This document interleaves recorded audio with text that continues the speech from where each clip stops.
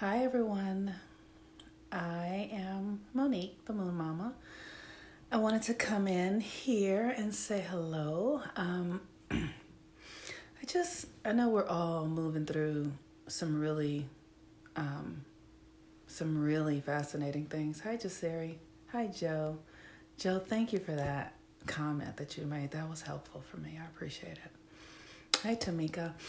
Um, I I was sparked by something I heard someone talking about today, and I really wanted to just sort of have a conversation to help us understand how we are a part of this experience, that there is a real connection here, and that when we don't recognize that we really are connected, we feel separate. And the idea, the beliefs, the practices around separateness create victimhood, makes us feel like we're victims because we feel helpless, right? But because that's not the truth, and we really are all connected, we are not victims and we are creators. One person does something and that creates an energetic field that then impacts everything else. And we all are doing that. We're all in this connective thing together. We're all creators. We're all responsible. And that's actually the good news. I know in my life, when I first really started to understand that I was a creator, it was really hard because I would think, why would I create something that I don't want? Like I was always asking myself, why would I have created parents who weren't available? Why would I have created, poverty? Why would I create not having my needs met? Why would I create that? Why would I create a disease? Why would I create why would I create somebody who isn't faithful? Why would I create that? It just angered me. To and I was constantly in this question of like, how is it that I'm creating this? Why would I create that? I don't want to hear that. Why would I create a mother who was a prostitute and couldn't love me? I was always in that sort of space. But once I started to really get that I needed to learn something to understand, I realized that the place of creation is the most powerful place. When I'm creating unconsciously, then I create things that I don't like. But when I'm creating consciously, I have the power to recreate those things that I did not desire to create, but I created unintentionally. So it's important. The greatest challenge I have is that the American school system has not taught us how to really live in harmony with cycles and energy and systems that have been here since the beginning of time. So, for the most part, we don't recognize that we are creators. For those of us who grew up Christian, I did, and it would say, you are made in the image and likeness of God. And what does that mean? Well, what is God? God is a creator, created all of this. So if you are made in the image and likeness of God, then you too, my dear, are a creator. Whether you like it or not, whether you know it or not, it's just how it is. Gravity is gravity, whether you see it or not. Your heart is beating, whether you do anything for it to do that or not. The sun is going to shine, whether you think it is or not. They're just things that are here that are just the way they are. And we have to learn so that we can be in the rhythm with what it is. So we are creators, whether we like it or not. It's just how it is. So this experience of this coronavirus is our creation. We created it.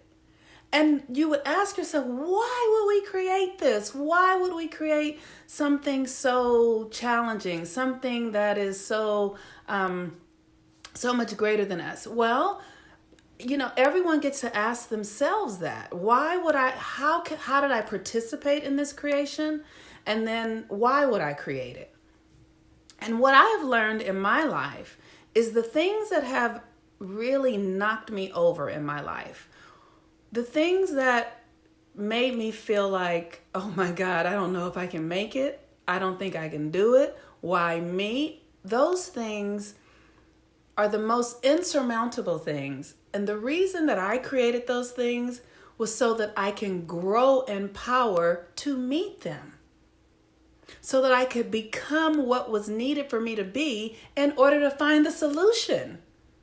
If I create something that is bigger than me, that is more challenging than me, that is scary to me, it means I need to become more. It means I'm not who I need to be in order to meet this solution. And here's the thing to understand. Everything has a solution. This is a solution-driven system. There is nothing here that cannot be solved. So if we don't have the solution, it means that we're not who we're supposed to be. We're not where we need to be in consciousness to source the solution. We created the challenge. We created the obstacle. We created this enormous experience for us to become more. That's why it's here, so that we can become more of ourselves. That's the answer to everything. Everything here is about becoming more. The universe is in a constant state of expansion.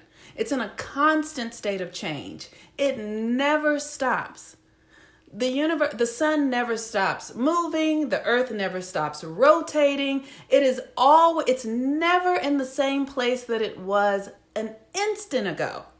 So there's always more. There's always some new idea, some new experience, it's endless. So if we have a situation in front of us that looks insurmountable, we have to know immediately that it just looks insurmountable because we are perceiving it that way. So the moment we say we know that nothing is insurmountable, because nothing is insurmountable. Nothing is insurmountable. That is not the fact of this universal experience. Everything is surmountable. Everything has a solution. Everything is here to serve you. Everything is for your good. Everything, right? If you are in the position of a creator, you know that everything is from your good, for your good. And here's the thing, that even if you don't know the solution, that's okay. Because if you know you're a creator and you know that everything has a solution, all you have to do is open yourself up and say, I'm a creator. Show me the solution. And it will come. It will come in ways that you didn't even imagine that it would come. The problem is that we're often looking backwards. We're looking at the past and going, well, that happened then, and this is the solution to that. Or, we do those kinds of things. So we don't recognize that we need new solutions for things that are happening now. We don't need past solutions because the past is who we were then. But whatever obstacle we met at that time made us be somebody else. And so now, the obstacle that we're meeting now, we can't use an old solution for it. That solution is outdated. It's obsolete. So the question then becomes, what's the new solution? And who do I need to be? And what's available? And what do I need to see? And what am I missing? And who do I need to become? It's as simple as that. So, I hear people feeling like, oh, this is all bad. Like this is something happened. We're being punished. No, we're not being punished. There is no punishment here. Everything is cause and effect.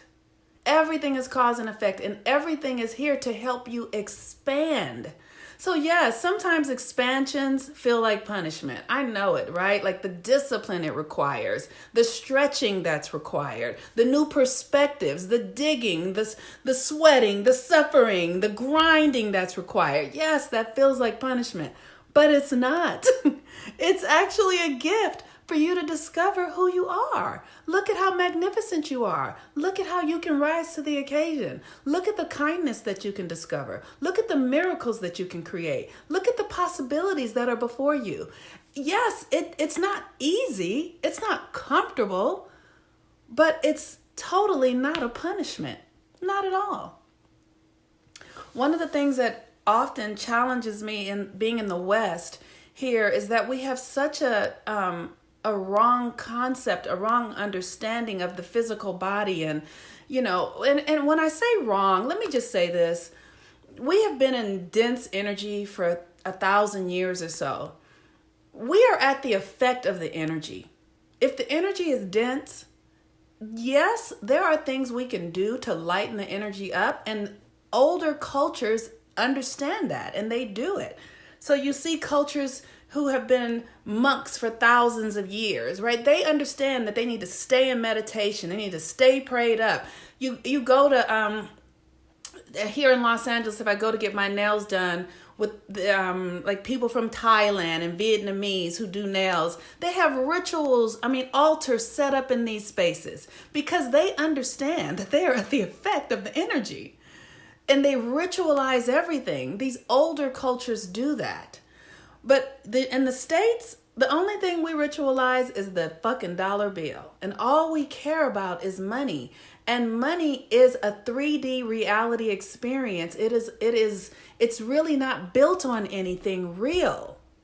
And so it cannot sustain us because this physical thing is not truly real. We are spiritual beings. So you feed the physical through the spiritual. The spiritual is first. And because we don't understand that and think that way and make that our primary way of being, this is the lesson we get to learn. This is the lesson. And like I'm saying, it's not that the energy's been so dense, we just haven't seen it before now. This is no one's fault. This is no one's fault. This is just connected to the time and the energy and where we are cosmically. No one's at fault here because we've been doing it so long a certain way because it worked that way for a while. For 400 years or 500 years, it worked. But it's no longer working because we are now in a new position. Like I said, we continue to move. We're continuing to shift. So we cannot stay the same. We have to change. And so I just wanted to come in today to really encourage us to think in ways that serve us. Think towards solutions. So if we're blaming, if we're fearful and worried in ways that are diminishing our energy, yeah, some fear shows up. Like yesterday, I felt myself go, oh, and I felt afraid, but not for myself. I felt afraid because I don't like to see people suffering. It literally is hard for me to watch people suffer. And that's why I'm here, because I want to do my part to lessen the suffering. And the suffering really first and foremost is a mental thing. It comes in our minds. And so that's the work that I'm doing. Like, how can we begin to think in a way that empowers us to literally fill our minds up with ways of thinking that will get us to the solutions that we need right now? But we have to think in new ways. We have to think in new ways. And so I just am really grateful. I'm going to see if I can read some of your comments. If anybody has any questions or anything, I can answer, what I can. I'm doing the best that I can to really just keep my spirits up, Yes, it is. To just keep my spirits up. And I think that it's going to get more challenging. And the thing that we can do individually, and here's why it's going to get more challenging. It's going to get more challenging because our system is not aligned to natural cycles. So it's almost as if, what's a good example that I could give? Like our system is, it's illusion. It's an illusionary.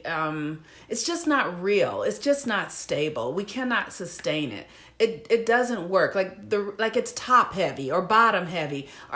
Our system doesn't spread out the energy. It's too polarized. So the system has to come undone because it's broken. And but what we can do for ourselves is begin to align your thinking with natural order and natural laws. And, just spend more time with nature and do what nature does. Like you see that nature doesn't mind when it sheds. Like a tree will shake all its leaves off and just be done with it, right? And then because it knows it's going to grow more leaves. So it's like, how can you be like a tree? So if it's time for you to shed, let it go, like shed. So if things are falling away in your life right now, trust that they should fall away in your life. They're supposed to go.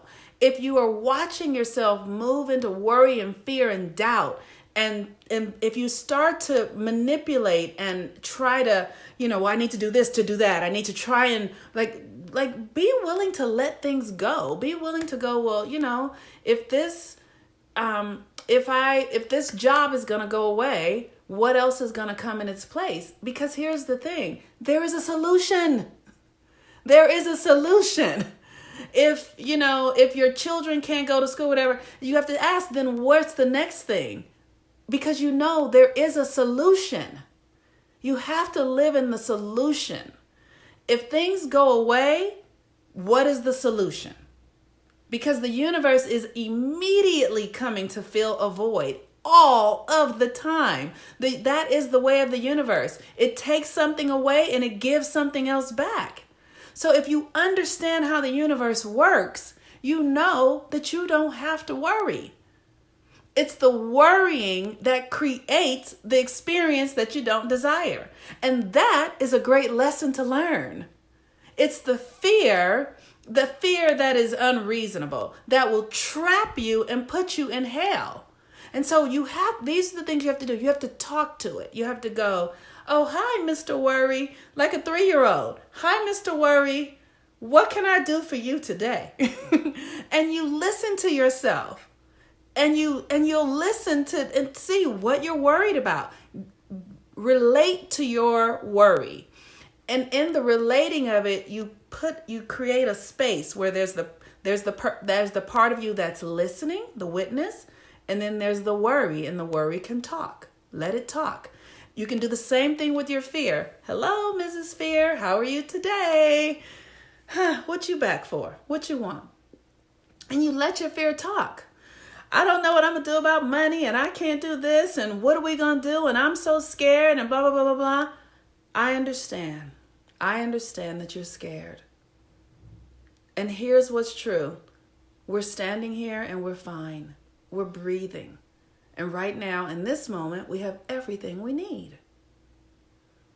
And if you can just be with yourself in the moment and be with the aspects of yourself and talk and learn, it creates a synergy, a loving energy when you are talking to your worry, when you are asking your fear, what are you really afraid about? When you are, connecting with your anxiety from a higher space within yourself to that aspect. That will help you transform.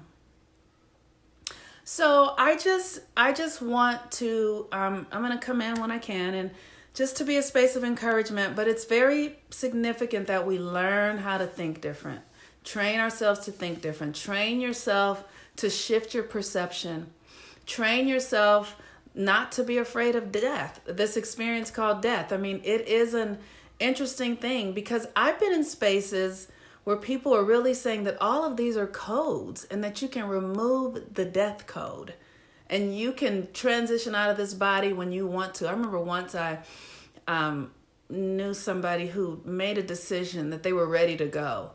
And they weren't sick or anything, and they just decided that they were leaving. Like, we don't have to die of anything.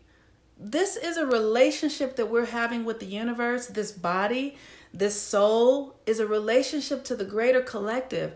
And the more we inform ourselves of who we really are, we can realize that we're not at the effect of things. We're creating this stuff. And if you educate yourself about what you're capable of, look at this. This is the thing I know. These gurus in India, they are no more special than I am. If they can decide to make it rain, I can decide to make it rain. I'm just like them. You know, all of these avatars, Jesus the Christ, Buddha, we are just like them. They're not special. You know, really. Learn to use your mind. Learn to use your energy. Learn who you are. And you'll see your life will transform. So many of us are misusing our energy and we're suffering so much because our energy is so big that when we don't ignite it, it just runs chaos in our lives all the time. There's that movie, I can't think of it. It's about these kids that do magic. It came out a couple of years ago. And it was this little boy. He was like an orphan, and he would get angry and get so angry that he would blow the whole house up. Many of us are like that. We're constantly thinking negative thoughts and fear, and your energy is answering and running all sorts of havoc in your life because you don't know how to use your energy. Because you have so much energy and it's not being used. And it has to move. Everything is moving constantly. So if you're not giving it something to do, it is just taking orders from your anxiety and your fear and your worry. You've got to direct it. You got to learn how to direct your energy. And so, okay, I'm done. I love y'all so much. Let me tell you, I wish I could sing because I want to sing a song for y'all so bad, but I cannot sing. But have you guys seen the video of them singing He's Got the whole world in his hands? He's got the whole world in his hands. He's got the whole wide world in his hands. He's got the whole world in his hands. He's got the whole world in his hands. All right. I love y'all. I'll talk to y'all later. We are held. We are cared for. We are safe and we are secure. Peace and blessings.